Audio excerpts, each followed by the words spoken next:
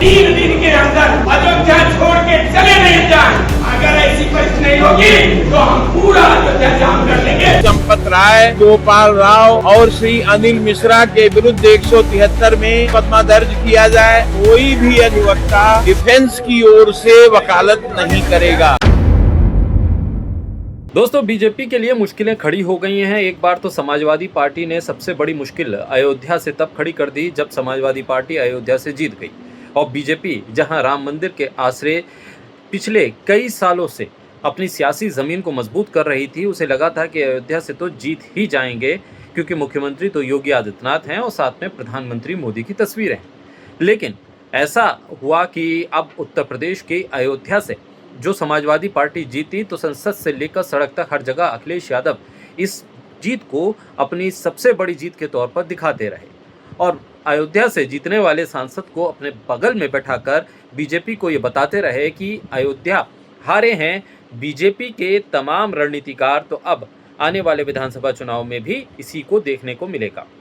अब ऐसे में सबसे बड़ा उलटफेर अयोध्या में राम मंदिर के निर्माण और उसके शिलान्यास के बाद से अब जो स्थिति बन रही है उसमें अयोध्या के वकीलों ने भगवा चोला उतार कर फेंक दिया है। जी हाँ, सीधे तौर पर बीजेपी के लिए बड़ी चुनौती है और ये चुनौती न सिर्फ अयोध्या में बल्कि पूरे देश में उनका पीछा कर रही है। अयोध्या के वकीलों ने साफ तौर पर कह दिया है कि 3 दिन के भीतर चंपत राय अयोध्या से चंपत हो जाएं और ट्रस्ट नाम की कोई चीज़ अब अयोध्या के भीतर इस तरह के भ्रष्टाचार को अंजाम नहीं दे पाएगी।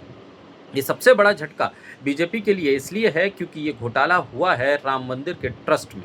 वो ट्रस्ट जो बीजेपी के लिए भी बहुत महत्वपूर्ण है और इस देश के बहुसंख्यक आबादी के लिए आस्था का केंद्र भी बना, जिसमें हजारों लाखों करोड़ों रुपया आया।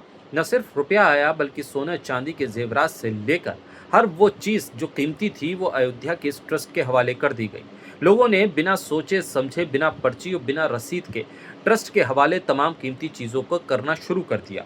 एक के बाद एक अब नई नई चीज़ें निकलकर सामने आ रही हैं जो ये बता रही हैं कि अब लोग पूछ रहे हैं कि हमारी दी हुई उन कीमती चीज़ों की रसीद आज तक हमें क्यों नहीं मिली, और अगर नहीं मिली तो फिर क्या वो तमाम चीज़ें भी हड़प ली गईं।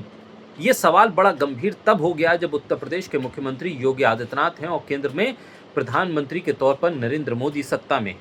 कहा यह भी जा रहा है कि दिल्ली और लखनऊ के खींचतान में ये भेद खुल गया, वरना ये भेद खुलता कैसे जब तमाम लोग ट्रस्ट भी शायद इस पूरे मामले में शामिल हों।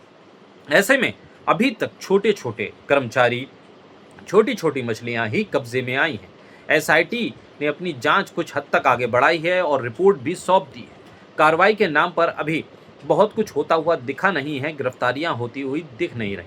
लेकिन सवाल ये है कि ये छोटी मछलियां ही क्या इस पूरे तालाब को गंदा कर रही थी कि या बड़ी मछलियां जो अभी तक छुपी हुई बैठी हैं या फिर इन छोटी मछलियों को आगे करके अपने चेहरे को बचा रही हैं। वो तमाम चीज़ें अब उत्तर प्रदेश से लेकर दिल्ली तक चर्चा में हैं।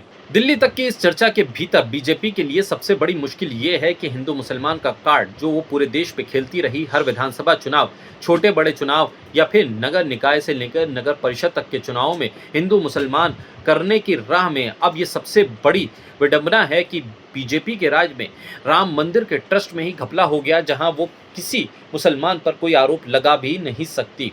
और इसके पूरे प्रकरण में जो लोग सामने आ रहे हैं वो खासम खास है ट्रस्ट के तमाम पदाधिकारियों के, और ऐसे में उन पदाधिकारियों को क्या छोड़ दिया जाएगा, ये एक गंभीर सवाल खड़ा हो गया है। सवालों की फहरिस्त तो लंबी होती जा रही है, लेकिन देश की राजधानी दिल्ली में जंतर मंतर पे कुछ ऐसी तस्वीरें भी सामने आई जो इस बात को बता रही थी कि हिंदू मुसलमान अब बहुत दिन तक ज़्यादा नहीं चल पाएगा। दरअसल जंतर मंतर पे कॉकरोच जनता पार्टी का एक प्रदर्शन चल रहा है जो कई दिनों से लगातार है और वहाँ पर अनशन भी लगातार हो रहा है। और ऐसे में मुसलमान जो चेहरे से भी मुसलमान हैं, दाढ़ी और टोपी के साथ वहाँ पर लोगों की मदद करते हुए नज़र आ रहे हैं, लोगों को खाना खिलाते, पानी पिलाते नज़र आ रहे हैं। और ऐसे में वहाँ पर हिंदू महिलाएं पहुंचकर उनका उत्साह बढ़ा रही हैं और उनसे उनके किए गए कामों की सराहना भी कर रही हैं। लेकिन वहीं दूसरी तरफ देश की राजधानी दिल्ली के कनॉट प्लेस में एक मुसलमान युवक को इसलिए मारा गया क्योंकि उस पर कोई आरोप लगा दिया गया और बेतहाशा बुरी तरह से उसे बीच सड़क पर कनॉट प्लेस में मारा जा रहा था। लेकिन सबके बीच अयोध्या का पूरा मामला जो आया, उसने हिंदू मुसलमान की उस बानगी को तोड़ कर रख दिया। उसने ये बता दिया कि हिंदू और मुसलमान बहुत ज़्यादा दिन तक इस देश के भीतर राजनीति को अपनी सुविधा के अनुसार चलने की इजाज़त नहीं देंगे, क्योंकि मामला भ्रष्टाचार का हो, करप्शन का हो, तो फिर न हिंदू न मुसलमान। मंदिर ट्रस्ट में जहाँ पर ये घपला हुआ, जहाँ घोटाला हुआ, जहाँ चंपत राय को प्रमुख भूमिका दे दी गई, हद तो यह है कि अब तक जितने आरोप लगे उसमें चंपत राय को साफ बताने वाले आरएसएस और बीजेपी और वीएचपी के लोग साफ तौर पे कह रहे हैं कि चंपत राय तो पाक साफ हैं, उन पर कोई आरोप नहीं हो सकता। ये तो उन्होंने नैतिकता के आधार पर ही इस्तीफा दिया है, लेकिन इस इस्तीफे के पीछे वो दबाव भी है जो शायद इस देश के मीडिया के एक वर्ग की तरफ से भी बनाया गया है, और मीडिया का कोई एक वर्ग अब खुलकर सामने आ रहा है। लेकिन इस खुले हुए माहौल में मीडिया की इतनी हिम्मत नहीं हो पा रही है कि इस देश के भीतर पीएमओ से लेकर उत्तर प्रदेश के मुख्यमंत्री तक का नाम इसमें ले सके, क्योंकि पूरा का पूरा मामला देश की राजधानी दिल्ली और लखनऊ से केंद्रित होकर राम मंदिर के निर्माण से लेकर उसके ट्रस्ट और ट्रस्ट में कौन कौन लोग शामिल होंगे उसकी मंत्रणा में गया है। कैबिनेट के तमाम प्रारूप की तरह ही प्रधानमंत्री मोदी हर फैसले की निगरानी कर रहे थे, ये भी बार बार कहा जा रहा है। राम मंदिर के निर्माण का श्रेय प्रधानमंत्री मोदी को बार बार दिया गया, लेकिन फिर अब इस करप्शन का श्रेय किसको दिया जाए? वो तमाम अधिकारी, वो पदाधिकारी जो कहीं ना कहीं पीएमओ और से हरी झंडी मिलने के बाद इस ट्रस्ट में शामिल किए गए, उन पर जब सवाल खड़े हो रहे हैं तो फिर जांच का दायरा सिर्फ छोटे लोगों तक, छोटी मछलियों तक ही क्यों, उन कर्मचारियों तक ही क्यों जो सिर्फ और सिर्फ एक प्यादे की तरह काम कर रहे थे। लेकिन सवाल यही है कि इस देश के भीतर अब अयोध्या ने भी बीजेपी के लिए अब लाल सिग्नल दे दिया है। अयोध्या के वकीलों ने साफ कर दिया है कि ना चंपत राय और ना ही उनसे जुड़े हुए ट्रस्ट के कुछ और लोगों का केस अयोध्या का कोई वकील लड़ेगा, और अगर किसी को लड़ना भी है तो पर कैंडिडेट, पर आरोपी उन्हें 5-5 लाख रुपए जमा करने होंगे, और 3 दिन के अंदर चंपत राय अपने साथियों के साथ अयोध्या को छोड़ दें, वरना अयोध्या जाम कर दी जाएगी। सवाल यह है कि क्या चंपत राय अयोध्या के किसी वकील के सहारे अपना केस आगे बढ़वाएंगे अगर उन पर एफआईआर होती है?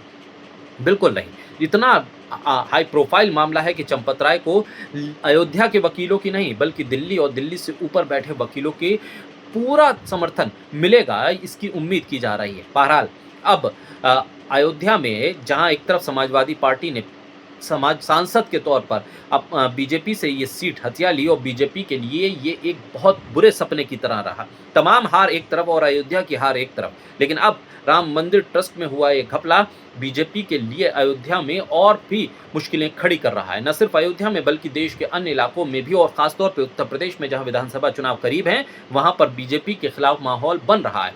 वहां पर राम मंदिर में आने वाले श्रद्धालुओं की संख्या घट गई, दान दक्षिणा की संख्या घट गई। बड़े बड़े लोग अब कह रहे हैं कि भैया जाइए तो मंदिर में कोई चढ़ावा मत चढ़ाइए, सिर्फ और सिर्फ प्रसाद लीजिए और प्रसाद दीजिए, वहाँ किसी तरह के पैसों का लेन देन मत कीजिए। ये एक बड़ी विडंबना इस देश के भीतर है कि जहाँ हिंदू खतरे में है कहकर बीजेपी सरकार में आती है, और वो सरकार जो हिंदुओं की रक्षा का दावा करती है, उसी के इस शासनकाल में, उसके 10-12 साल के शासनकाल में स्थिति ये बन गई कि राम मंदिर के ट्रस्ट में जहां हिंदू ही ट्रस्टी हैं, वहां घपला हो गया, घोटाला हो गया। अब इसका आरोप किस पे लगाया जाए?